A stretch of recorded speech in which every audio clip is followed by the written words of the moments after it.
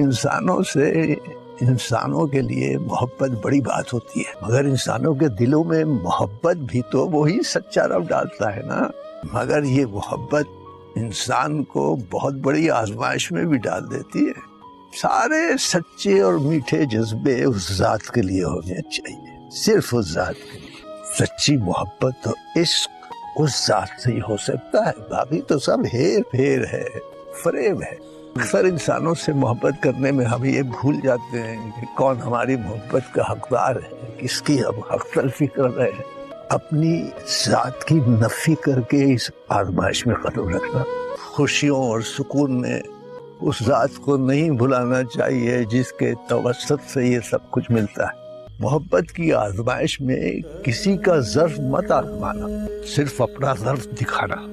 इंसान बनकर सोचना, खुदा बनकर फैसला कभी न करना।